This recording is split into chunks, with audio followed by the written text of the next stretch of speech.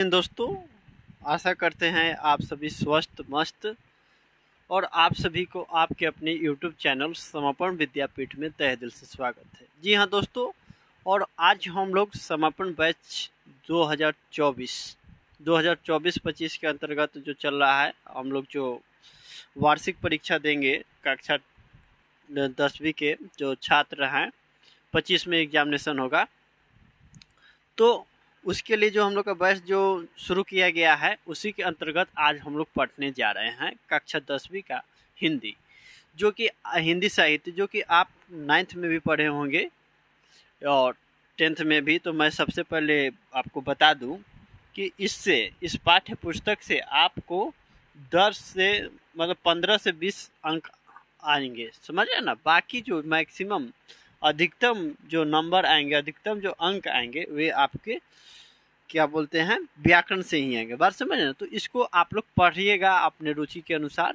समझ ना। मेरा तो संस्था है तो मैं हर एक कंटेंट को कवर करूँगा, बात समझ ना।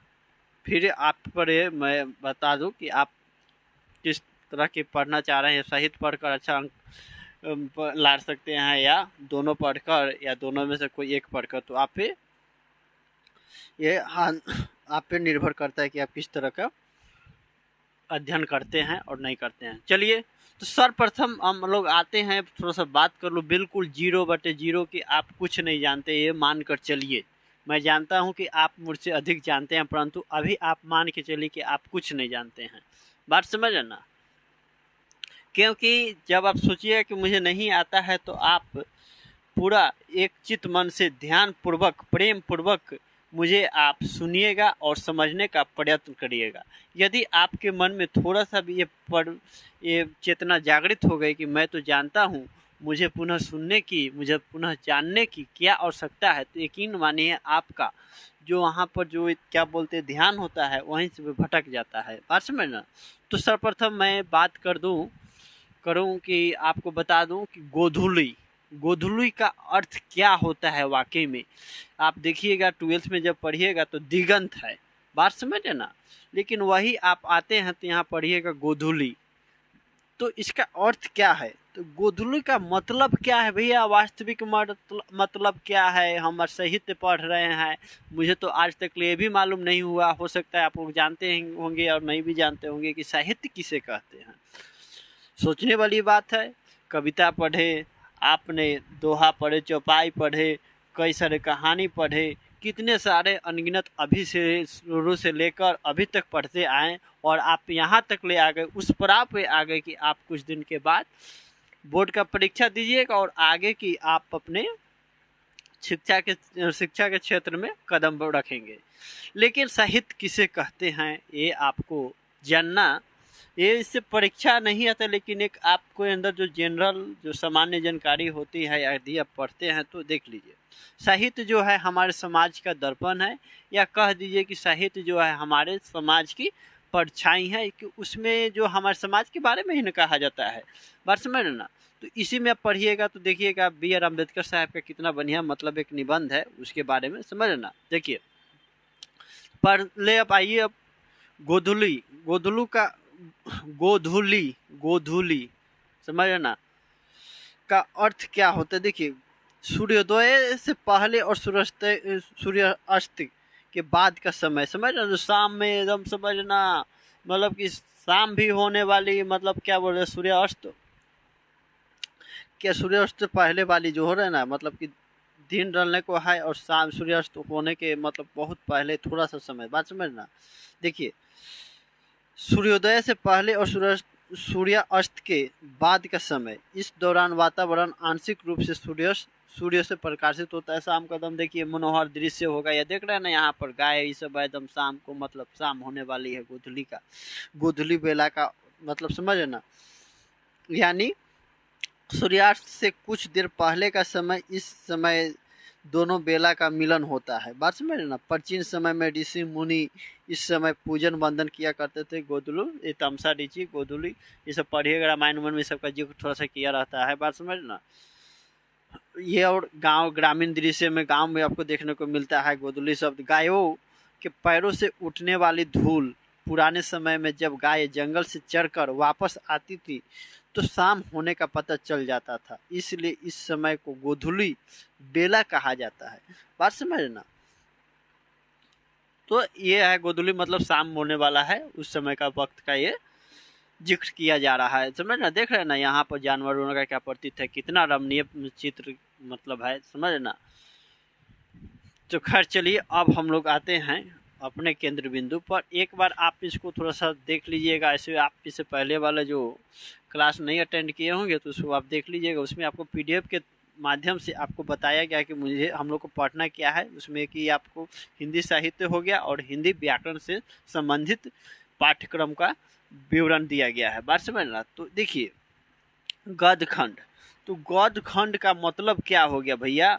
तो गद्यखंड देखिए, जो भी आप अभी उपन्यास, पत्रिका, लेख, समाचार पत्र, लघु कहानी, छोटा कहानी, निबंध, संस्मरण पढ़ते आ रहे हैं वे गद्यखंड के अंतर्गत आएंगे। बात समझना। तो अब उससे क्या होता है, देखिए गद्य वह लेखन है जिसमें व्याकरण के नियमों का पालन किया जाता है। बात समझना। लेकिन मीटर का ध्यान नहीं रखा जाता। मीटर क्या होता है भैया, तो मीटर देखिए, जैसे गाड़ी आप लोग चलाते होंगे तो देखिएगा उसमें मीटर होगा, जब बैठे होंगे तो देखिएगा ना कि 30 के स्पीड से जा रही है गाड़ी, 40 के जा रही है। बात समझना। लेकिन वह लिखने का भी एक मीटर होता है जो कि आप हायर क्लासेस में स्टडी कीजिएगा, जैसे कि बीए और एमए में आप पढ़िएगा। बात समझना, यदि आप साहित्य पढ़िएगा तो। बात समझना।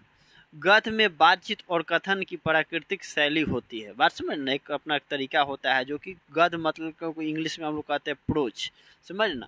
और वही आइए काव्य खंड में। तो काव्य खंड मतलब क्या होता है, तो काव्य का अर्थ वास्तविक समझिए कि कवि की विशेषताओं से युक्त, प्रशंसनीय, कथनीय। बात समझना। एक मतलब इसमें क्या होता है, किसी एक ही घटना की प्रधानता रहती है। बात समझना।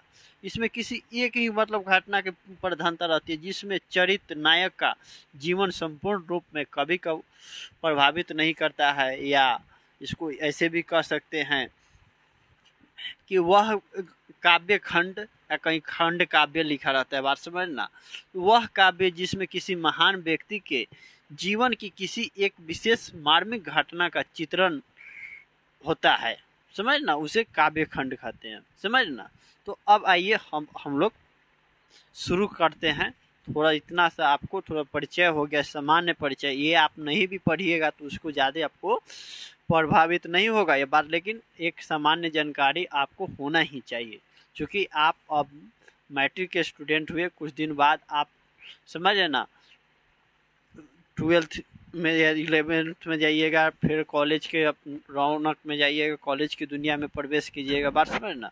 देखिए आप तो गद्य खंड में आप इससे पहले देख लीजिएगा, उसका सिलेबस है जिसमें आप इसका स्क्रीनशॉट ले सकते हैं, या आप सिलेबस है जो कि आप इंस्टा आईडी पर भी मैसेज कर सकते हैं, या आप मैं कम्युनिटी टैब में पोस्ट कर दे रहा हूँ, किया गया है, उसमें सर आप अपने अनुसार क्लिक कर लीजिएगा और देख लीजिएगा, जो नोट डाउन कर लीजिए। इससे देखने में कम से कम आपको मतलब ओवरव्यू बैकग्राउंड बन जाता है कि मुझे क्या पढ़ना है, कहाँ जाना है। बात समझना। तो आइए सर्वप्रथम पहले हम लोग भीमराव अंबेडकर साहब की के द्वारा जो निबंध लिखा गया है उसको हम लोग पढ़ते हैं। श्रम विभाजन और जाति प्रथा। बात समझना। डॉक्टर भीमराव अंबेडकर जो हमारे संविधान के शिल्पकार के रूप में जाने जाते हैं। बात समझना। आइए, बी आर अम्बेडकर साहब का तो जीवन दोस्तों भारत के इतिहास में मतलब अद्भुत रहा है। बात समझे ना।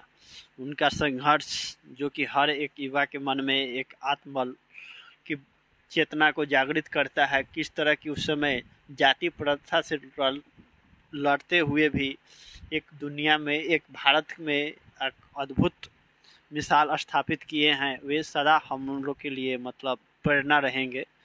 बात समझना।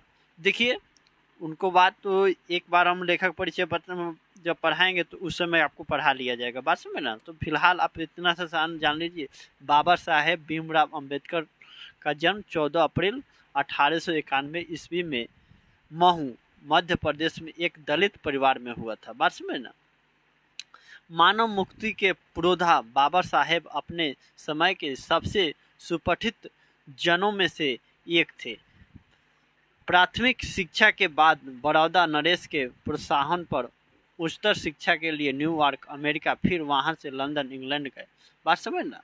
तो इतना तक इसको हम लोग जानेंगे, बाकी जो है हम लोग दूसरे अति में जाना जाएगा, क्या बोलते हैं, जब बनाएंगे इसका सिलेक्शन स्पेशल, उसमें आप लोग बताया जाएगा। बात समझ ना। अब आइए हम लोग चलते हैं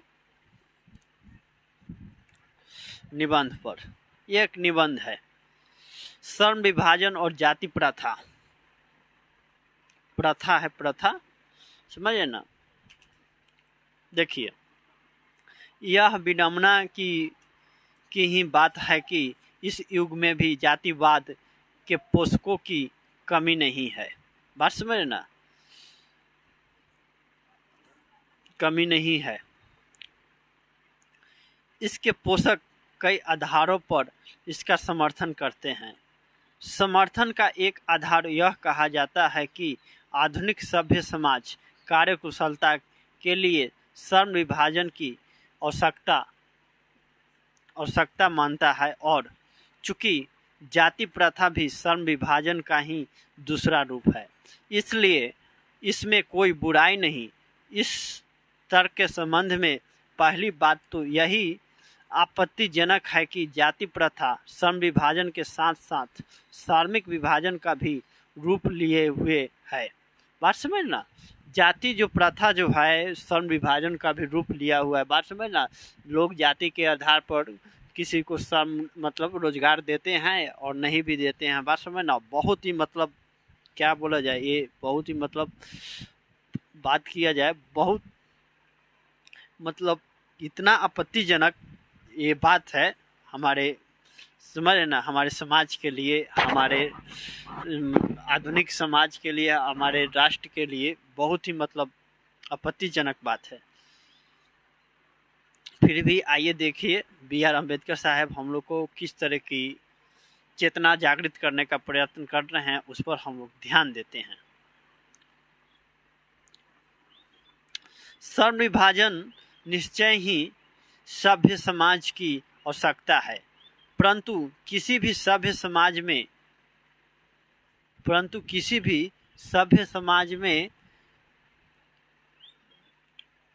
में श्रम विभाजन की व्यवस्था श्रमिकों के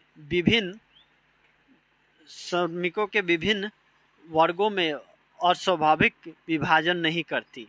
भारत की जाति प्रथा की एक और विशेषता यह है कि यह श्रमिकों की अस्वाभाविक विभाजन ही नहीं करती, बल्कि विभाजित वर्गों को एक दूसरे की अपेक्षा ऊंच नीच भी करार देती है, जो कि विश्व के किसी भी समाज में नहीं पाया जाता। समझ रहे ना, किस तरह की बातचीत किया जाता है, ऊंच नीच के बारे में विभाजित करता है। समझ ना, विश्व स्तर पर तक हमारे जो है B.R. अम्बेडकर साहब ले जा रहे हैं हम लोग को, चेतना को वहाँ से। समझ ना, जाति प्रथा को यदि श्रम विभाजन मान लिया जाए तो यह स्वाभाविक विभाजन नहीं है। बात समझ ना, कह रहे हैं कि जाति जो प्रथा है उसको श्रम विभाजन मान लिया जाए तो यह स्वाभाविक विभाजन नहीं है, क्योंकि यह मनुष्य की रुचि पर आधारित नहीं है। कुशल व्यक्ति या सक्षम श्रमिक समाज का निर्माण करने के लिए यह आवश्यक है कि हम व्यक्तियों की क्षमता इस सीमा तक विकसित करें। बात समझ ना, जिससे वह अपने पेशा या कार्य का चुनाव स्वयं कर सके। बात समझ ना, अपने पेशा कार्यों का चुनाव स्वयं कर सके। इस सिद्धांत के विपरीत जाति प्रथा को दूषित सिद्धांत यह है कि इससे मनुष्य के परीक्षण अथवा उसकी निजी क्षमता का विचार किए बिना दूसरे ही दृष्टिकोण है, जैसे माता पिता के सामाजिक स्तर के अनुसार पहले से ही अर्थात गर्भधारण के समय से ही मनुष्य का पेशा निर्धारित कर दिया जाता है। बात समझना, तो ये तरह तरह की बात कर रहे हैं कि किस तरह की बात, समझना, ये उस समय की बात है जब हम लोग जाति प्रथा, श्रम विभाजन, वे क्या बोलते हैं, सती प्रथा, कई तरह की प्रथा से लोग जूझ रहे थे, उस तब की बात है। जाति प्रथा पेशे का दोषपूर्ण पूर्व निर्धारण ही नहीं करती, बल्कि मनुष्य को जीवन भर के लिए एक पेशे में बांध भी देती है। बात समझ ना, जैसे राजा का बेटा राजा बनेगा, जैसे बिजनेस में जो व्यवसाय करते हैं उनका बेटा व्यवसाय करेगा, मतलब समझ ना, एक अवधारणाएं हो जाती है। भले ही पेशा अनुपयुक्त हो या अपर्याप्त होने के कारण वह भूखों मर जाए, आधुनिक युग में यह स्थिति प्रायः आती है। बात समझ ना, क्योंकि उद्योगों धंधों की प्रक्रिया एवं तकनीक में निरंतर विकास और कभी कभी अकस्मात परिवर्तन हो जाता है। बस में ना, अकस्मात मतलब अचानक, जिसके कारण मनुष्य को अपना भेष बदलने की आवश्यकता पड़ सकती है। और यदि प्रतिकूल परिस्थितियों में भी मनुष्य को अपना पेशा, भेष नहीं होगा भैया, यहाँ पर पेशा होगा, बस में ना, पेशा बदलने की आवश्यकता पड़ सकती है यदि प्रतिकूल परिस्थितियों में भी मनुष्य को अपना पेशा बदलने की स्वतंत्रता न हो तो। इसके लिए भूखों मरने के अलावा क्या चारा रह जाता है। हिंदू धर्म की जाति प्रथा किसी भी व्यक्ति को ऐसा पेशा चुनने की अनुमति नहीं देती है जो उसका पैतृक पेशा न हो, भले ही वह उसमें प्रांगत हो।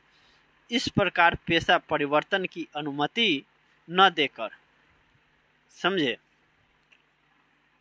किस तरह का, मतलब देख रहे हैं ना कि एक बच्चा जब जन्म लेता है तो उसी समय बता देते हैं लोग कि हाँ ऐसे ना ऐसे कीजिएगा। मतलब एक, मतलब क्या बोलते हैं, एक कारीगर का बेटा है जो भी, मतलब जो वंश जन्मेगा तो वे वही कार्य करेगा जो पहले से लोग करते आ रहे हैं। मतलब समझ ना, उसका परंपरागत समझ ना।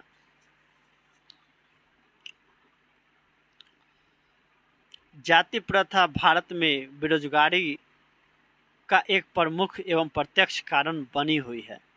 समझ ना, जाति प्रथा के कारण बेरोजगारी, जो बेरोजगारी, समझ रहे ना, बेरोजगारी का एक प्रमुख कारण एवं प्रत्यक्ष कारण बनी हुई है। समझ ना। इस प्रकार हम देखते हैं कि श्रम विभाजन की दृष्टि से भी जाति प्रथा गंभीर दोषों से युक्त है। जाति प्रथा का श्रम विभाजन मनुष्य की स्वेच्छा पर निर्भर नहीं करता। मनुष्य की व्यक्तिगत भावना तथा व्यक्तिगत रुचि का इसमें कोई स्थान अथवा महत्व नहीं रहता।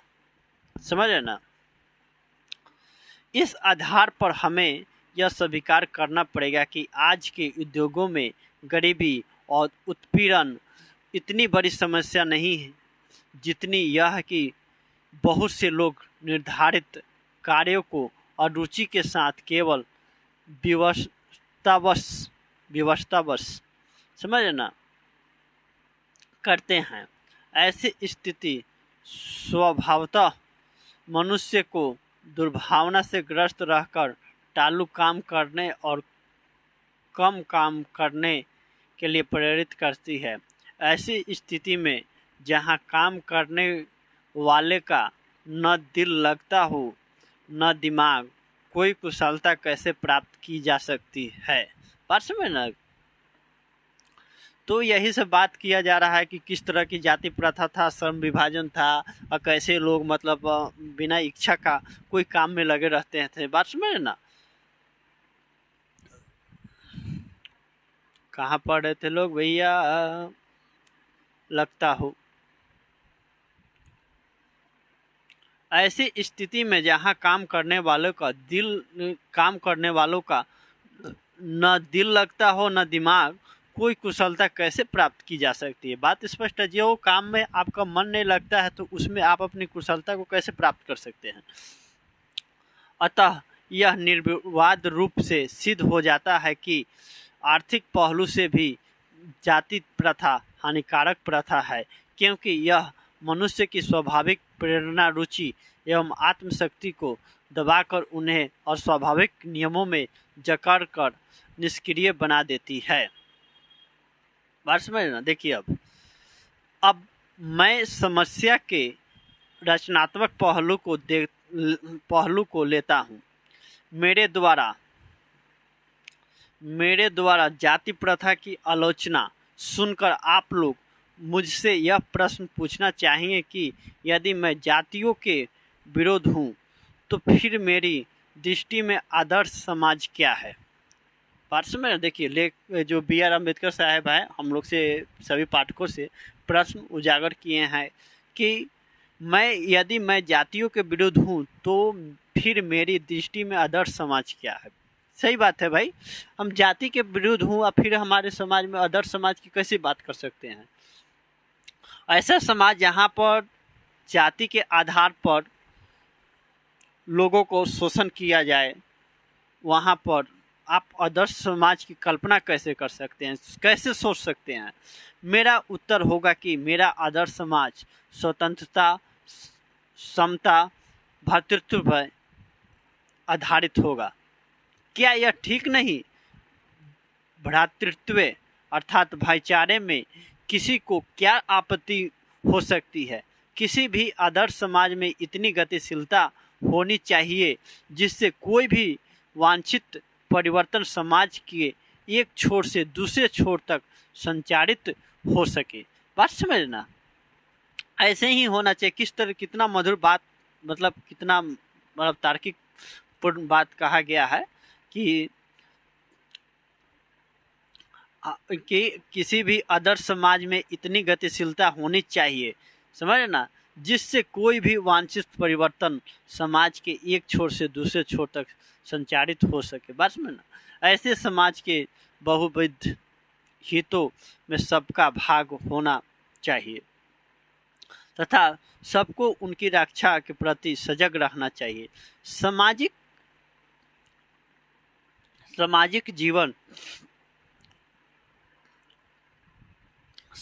जीवन में अबाध संपर्क के अनेक साधन एवं अवसर उपलब्ध रहने चाहिए।